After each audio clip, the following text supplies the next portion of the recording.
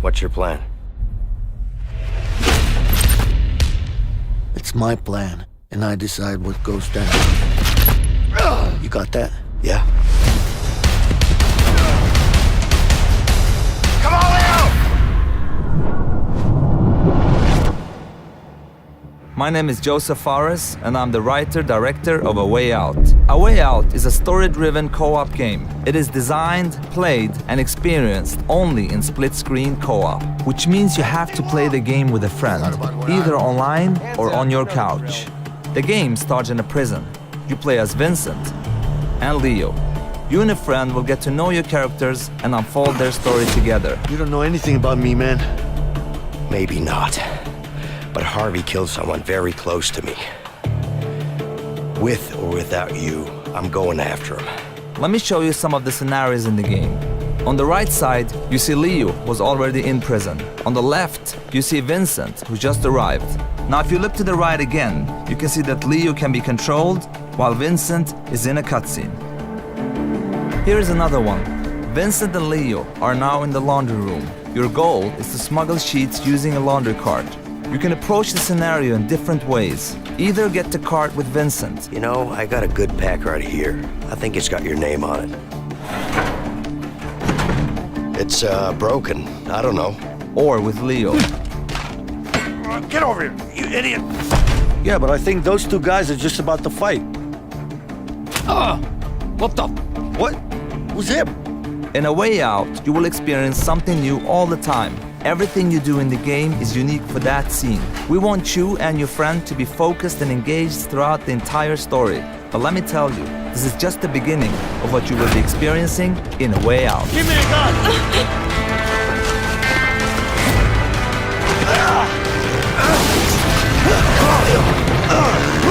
Get him! Run, run, run! Relax, man, I got this.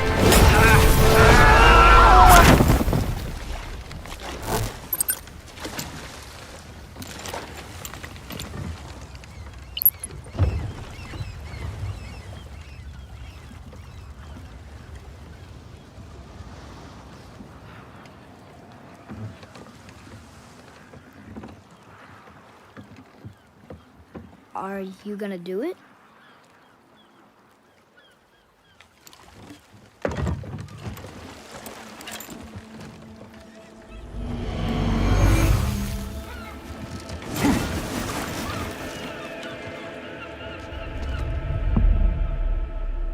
You said I was cursed. You think I'm weak because I'm not like you. You do not know everything, boy. No. But at least I know the truth now. The truth. Hurry on, boy! Okay! The truth.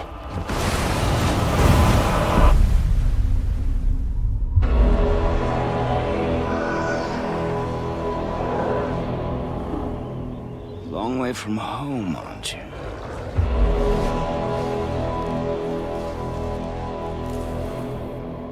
And here I thought your kind was supposed to be so enlightened, so much better than us.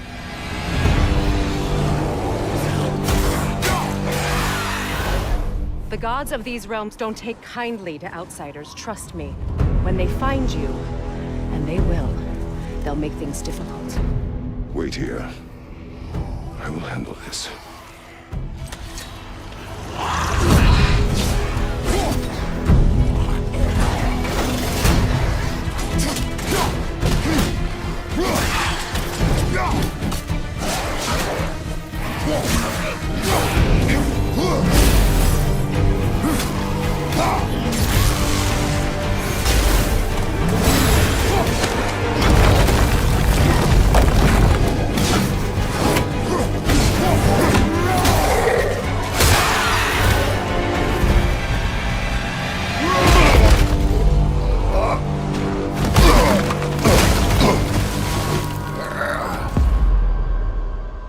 Wow, that was something, that fight.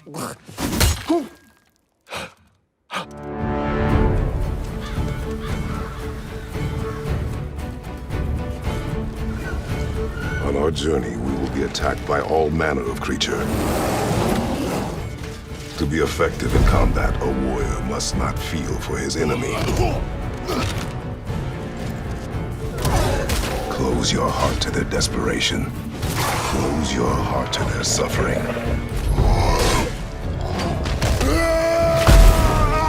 The road ahead is long and unforgiving.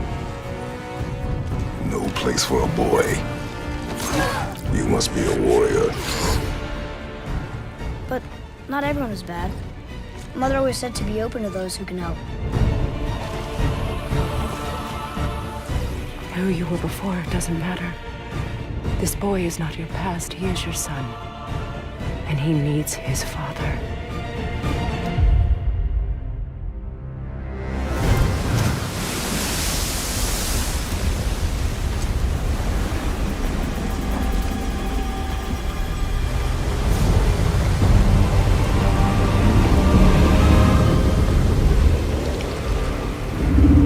What is this?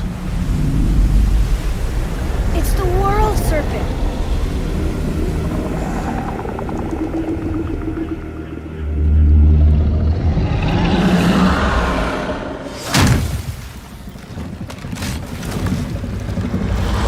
Take on, boy!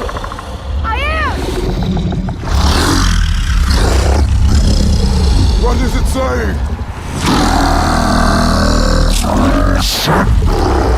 He wants to help us!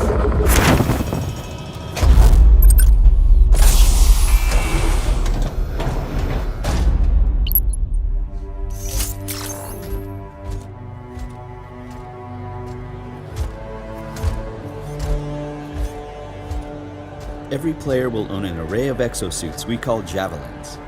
These suits give players superhuman capabilities and are heavily customizable so they look and play how you want. Bam, looking good. Nice, you've got a mortar equipped. Yeah, I got it on the weekend. You lead the way, I'll follow.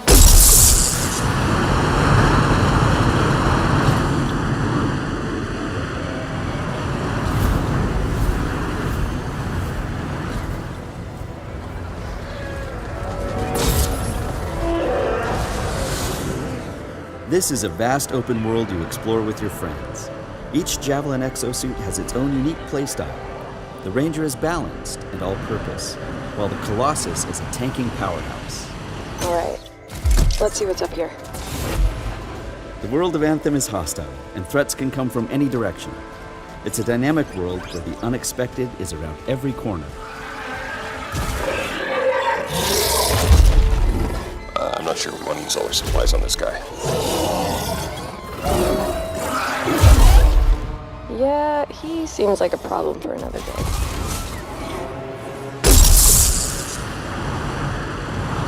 We're getting some fire from up ahead. I'll go low, you flank.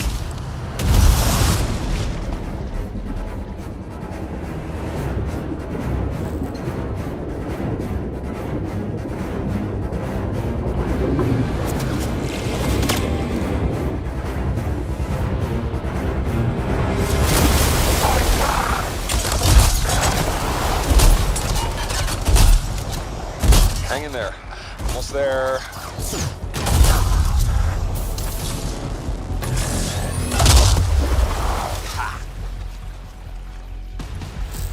Have you been in there yet? I haven't. We should do that later with Kim. Yeah, you could use the XP.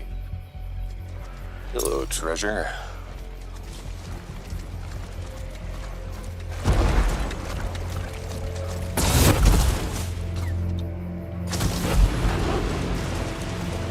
I think we got some action up ahead. Anyone, we're under attack. Anyone in the area, we're under attack. I think that's part of Praxis' mission.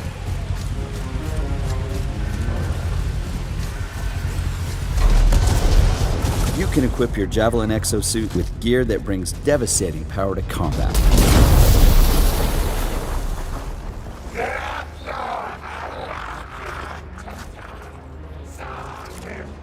Oh, there are a lot of scars down there. Oh, the scars have a heavy. Time to use that mortar.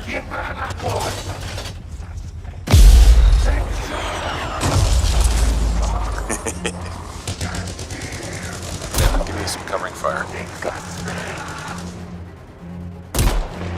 There's a bunch more coming in. Okay, I'll get this round.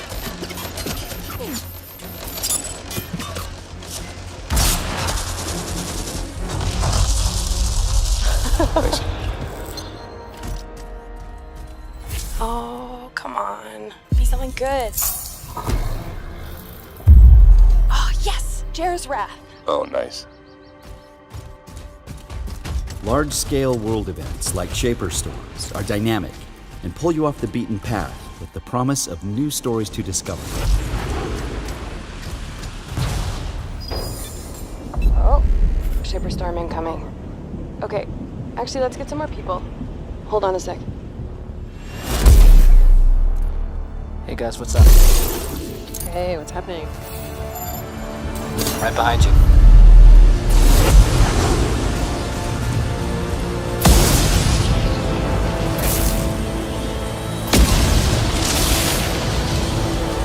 Whoa.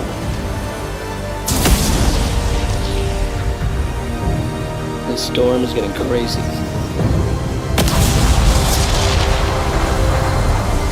So what are we supposed to do? Fly into him? All right, let's do this. See you on the other side.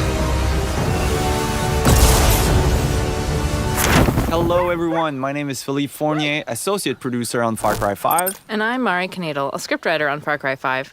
Today we're going to take you through our extended E3 demo and highlight some of the features that we're really excited about. Welcome to Hope County, Montana. This is the Holland Valley, a section of farmland that the project at Eden's Gate is using as their breadbasket.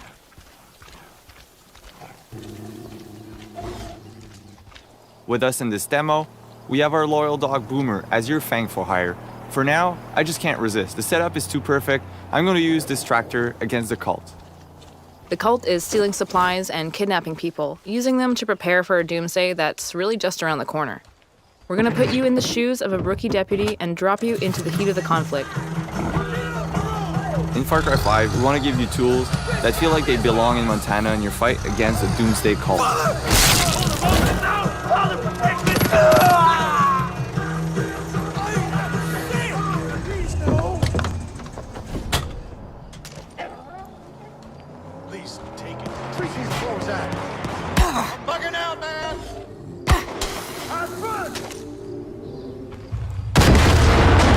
And now we're going to make a quick getaway in case reinforcements arrive.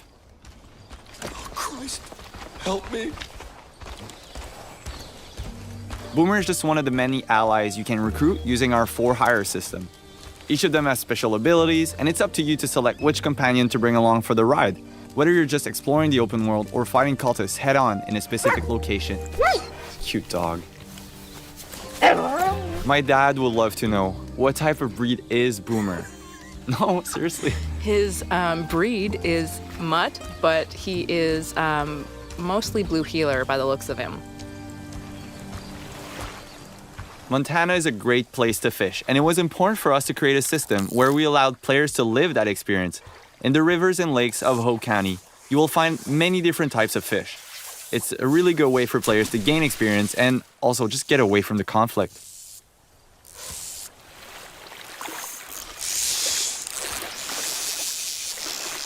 And here we see the player needs to fight a little bit to get the fish. Nice, catch of the day on the menu. So it's nice to unwind with some fishing every now and then, but we know the cult isn't taking any breaks because they have an apocalypse to prepare for. As you explore the county, you'll come across cultists working hard to serve Joseph, the father of their cult. They're taking food and supplies for their bunkers, they're blocking the roads so no one can escape, and they're destroying resources so the resistance can't use them. And it looks like we spotted something up ahead. Yeah, let's take out our binoculars. It seems like there's a small group of cultists there, Mari. All right, so this looks like a forced baptism. What do you say we get in there, Phil? Yeah, let's do it. I think the best approach would be to go in stealthily through the river with Boomer by our side. I think we're well equipped to get rid of those two guys. Here we're using one of the iconic weapons featured in Far Cry 5, the revolver. and you'll be able to customize those weapons by adding attachments or changing the color scheme and hunt the cult in style. Go Boomer! Alright, Boomer showing off one of his skills. This can really be a game changer in a fight where you're a bit low of ammo or you don't have the right weapon for the situation. He's a good dog. You know, Boomer's a great all-rounder who can support any playstyle.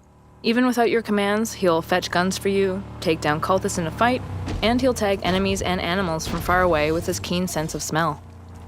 The game being set in America, it was important for us to bring a wide variety of vehicles from pickups to tractors to big rigs like this one. This one is specifically called the Widowmaker. It's like a battering ram on wheels, and is a great tool to create chaos and take down enemy vehicles or roadblocks. And it looks like we got one here. Let's do it. Pedal to the metal. That boss bobblehead didn't even move. We're so good. We got him glued onto the dash. That's it. Boom. So it sounds like we're listening to the Cult radio station. I gotta say, some of their hymns are pretty catchy, Phil.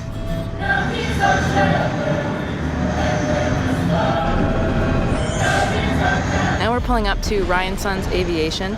This is the home of Nick Rye. He's a crop duster and a family man. He's doing what he can to keep his family safe and keep the cult from getting his plane, but it looks like they've beaten us here, so let's jump right in. There's no time to waste.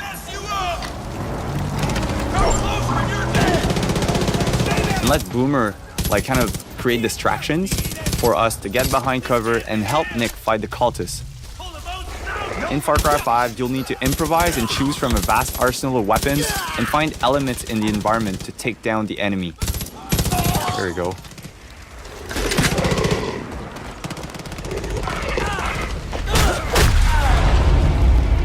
So we just took down the last cultist at Nick Rye's using my favorite stealth weapon, a baseball bat.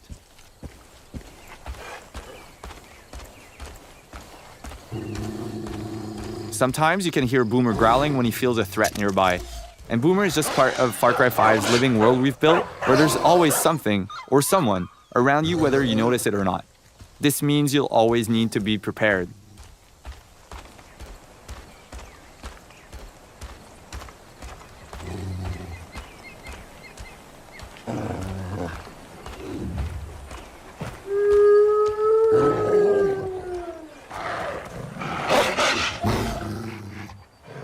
Boomer will stand his ground and defend you from predators, as there are a lot of moments for the player to hunt or be hunted. And we've built a deep ecosystem that represents Montana's wilderness. So, you know, we've seen ducks, a sturgeon, deer, and this is just a small sample of all of the wild animals that you'll encounter in Hope County. So now we've jumped into Nick Rye's plane. It's been in his family for generations, and with it we'll take to the sky to destroy some cult silos that are hoarding explosives. The world that we've built is larger than any Far Cry before, and for the first time you can explore the world in any direction that you choose right from the start. In this demo, we're in Holland Valley, and this is just one small part of Hope County. Montana is called Big Sky Country after all. Flying is a great way to travel, explore the county, and scout out new opportunities. And also blow things up. Woo-wee! Look at that go! Nice work, partner. Go get the other one. Oh, looks like the cult has decided to intervene. That plane belongs to a Chosen. Now, the Chosen are elite soldiers, and it's their job to basically crush any threat to the project at Eden's Gate. So we've done enough to anger the cult. We're going to engage a little dogfight with them and show them what we think of them. That's right. Even in the air, there's a lot of opportunities for the player to, find or discover or get chased by discovered. Or get discovered. Yeah, totally. Hunt or be hunted, as we call it. I think right now we are the predator. Yep, we got them on the run. They're smoking.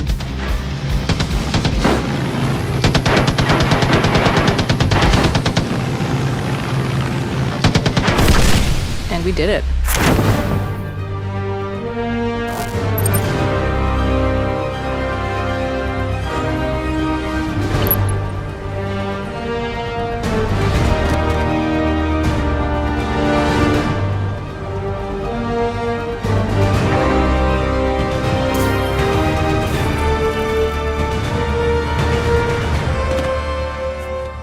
Yuri, I'm here. What do you see? Find the rest. Boss wants them dead. Looks like the demons are moving in on Fisk's territory. You got this? I got this.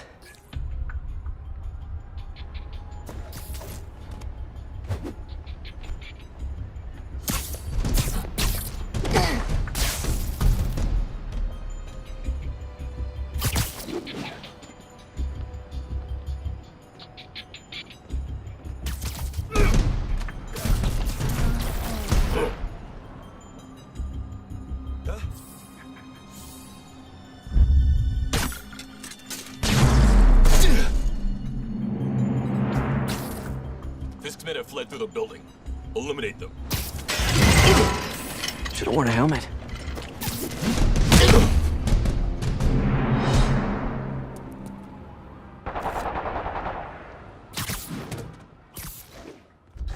You got what you came for. You don't need to kill us too. Fisk's territory is ours now. Not today. Spider-Man! Tell the boss is here!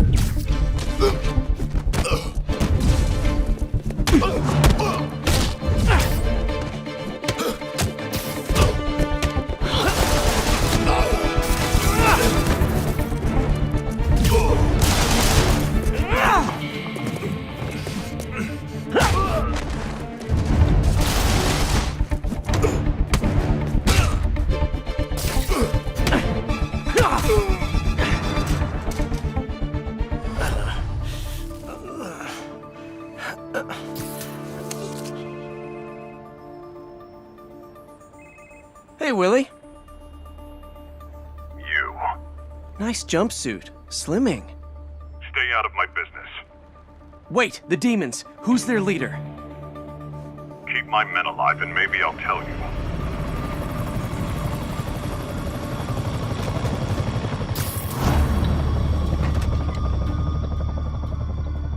Saving bad guys from other bad guys. Not how I thought today would go.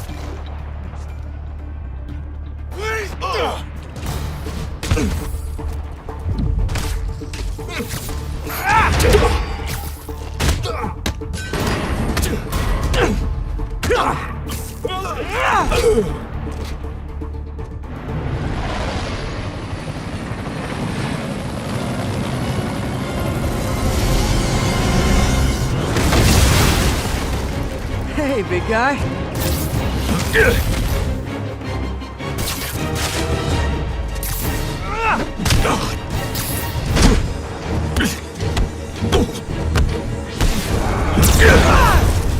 Is that a Higgs field?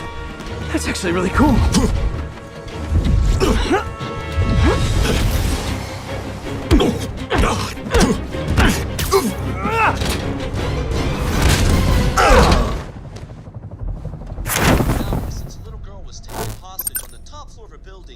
Downtown Detroit. Details are still emerging on what exactly happened. But the hostage taker could be the family's android. Negotiator on site. Please, please, you gotta save my little girl. Wait. You're sending an android? All right, ma'am. We need to go. You can't do that. Why aren't you sending a real person? Captain Allen, my name is Connor. I'm the android sent by CyberLife. It's firing at everything that moves. It already shot down 2 of my men. Saving that kid is all that matters. So either you deal with this fucking android now, or I'll take care of it.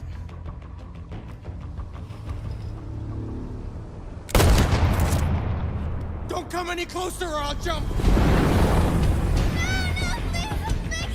Hi, Daniel. My name is Connor. There's no way out, Daniel. The only question is whether or not you take another innocent life. I'm holding all the cards. If I die, she dies. Look what you did. You were designed to serve humans, not kill them. What was I designed to be? Their slave? Their toy? You're a machine you have to obey. Now put the gun down and let the hostage go. I've spent my life taking orders. Now it's my turn to decide.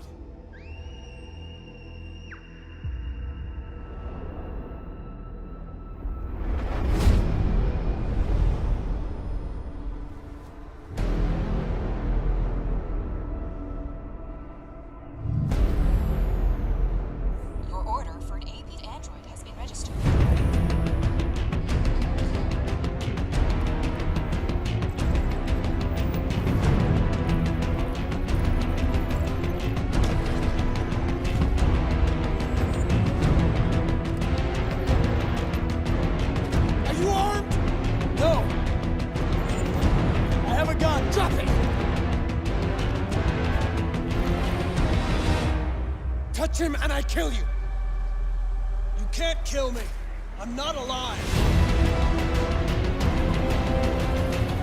Tell that helicopter to get out of here.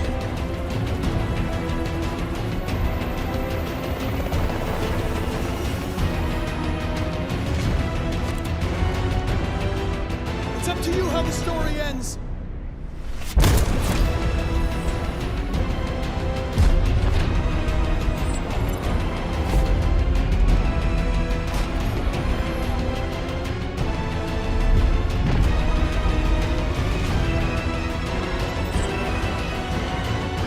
I trust you.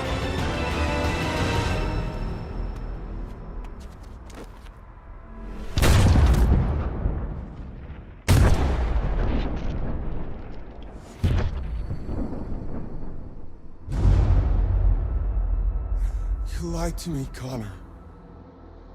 You lied to me.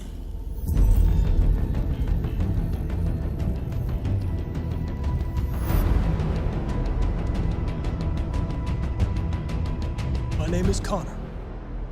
This is our story.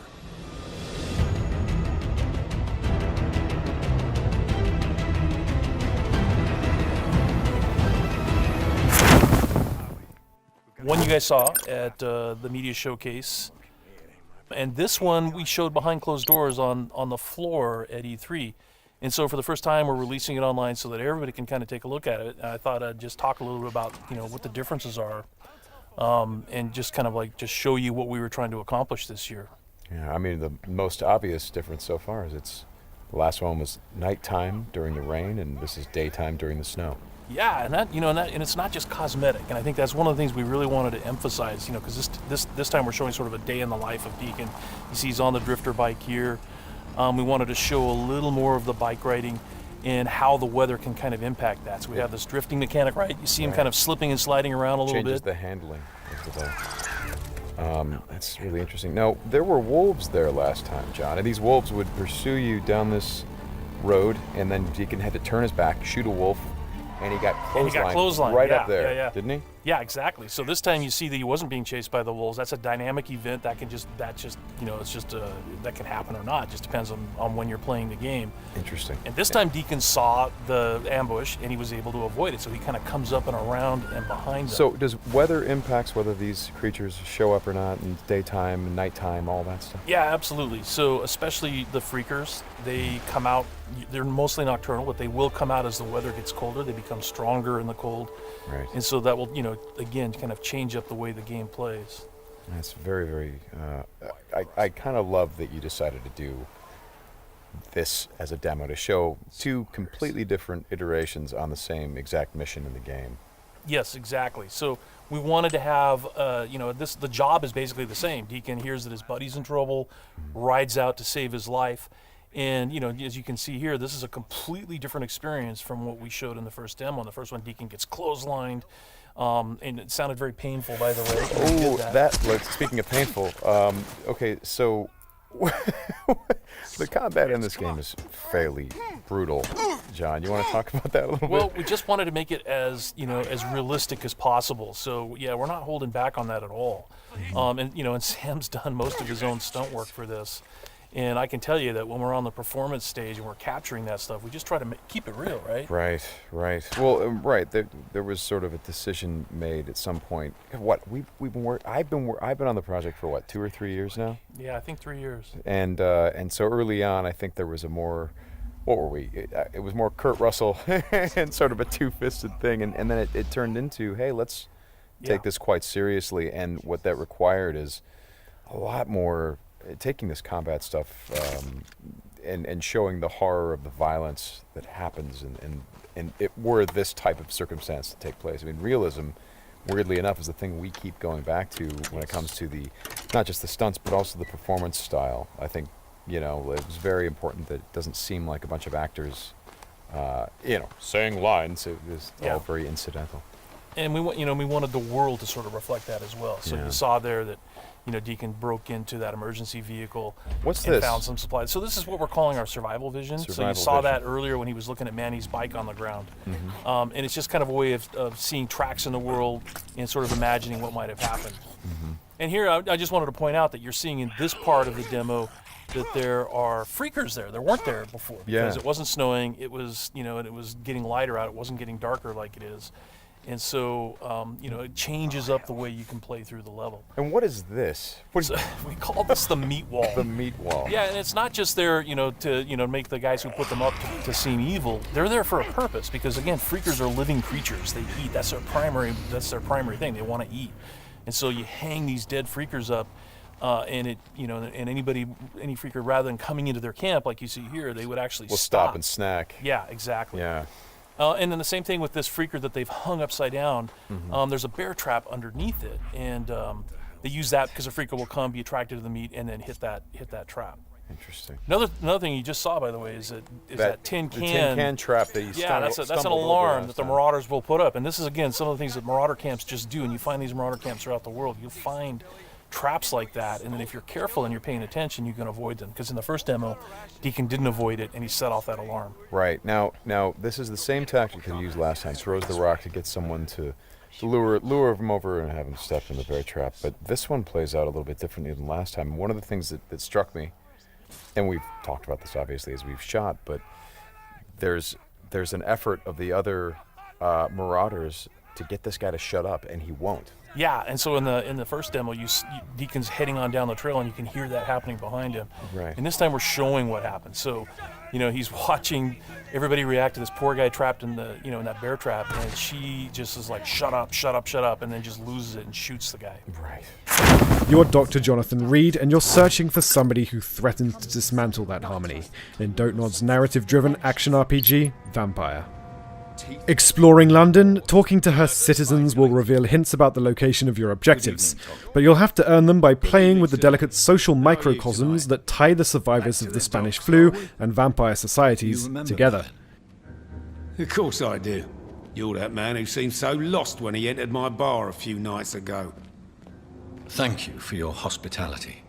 I'm Jonathan Reed, by the way. I'm still Tom Watts. Welcome back, Doctor. Tom, I need to find Sean Hampton as quickly as possible. I've been told you could help me. I heard the sad saint was recovering at Pembroke Hospital. Did he leave or something? The important thing is I find him, quickly. Why not try his night asylum? He takes care of those who need a meal or a roof there. Where is it? It's in an old warehouse, northwest of here. Just follow the bank to the west and go north when you reach the end of the pier. So we're now en route to the docks to find Sean and understand why he's fled away from the hospital and probably killed another patient, Harriet Jones. As a vampire, you have access to skills in combat as well as outside of combat, often to help you traverse her semi-open world. The most efficient way to grow stronger is to feed from the healthy, not to fight those risking the flu and pollution in the streets to hunt vampires and skulls.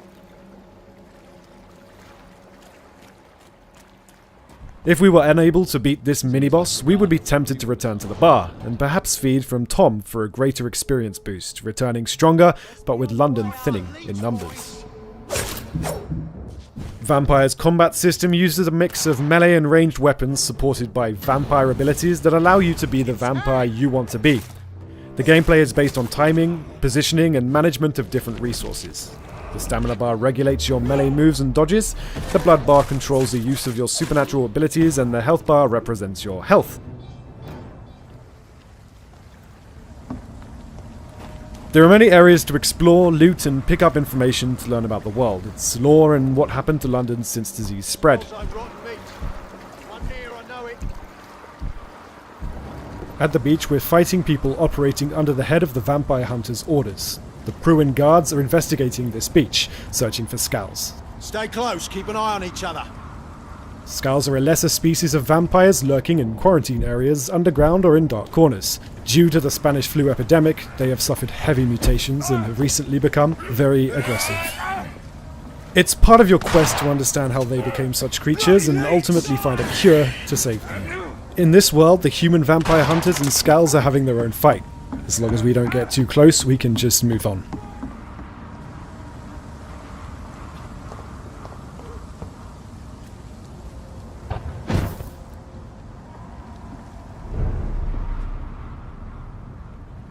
Sean is a saint who manages a night asylum to provide food and rest to the poorest.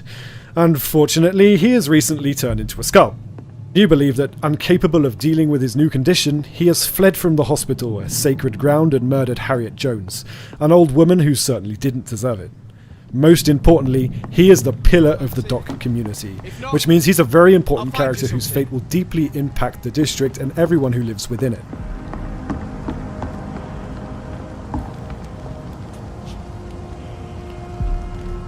Are you certain you're not lost, sir? You seem quite a stranger to these parts.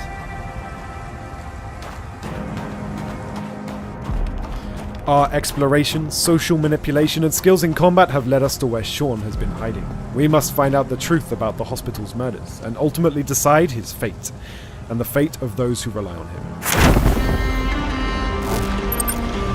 The world of Sea of Thieves embodies the freedom, romance, high adventure, and the thrilling excitement of the pirate life.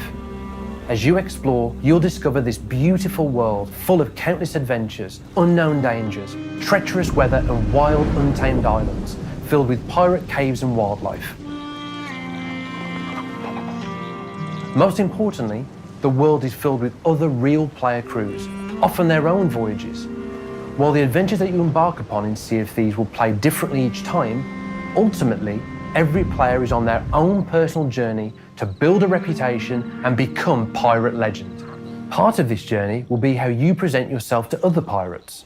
As players journey across the Sea of Thieves, they'll be able to tailor their pirate by customizing items such as hooks, peg legs, beards, hairstyles, clothing, equipment, and weapons. You'll be able to find the look that suits your character and playstyle best. But differentiating your character also includes building a reputation.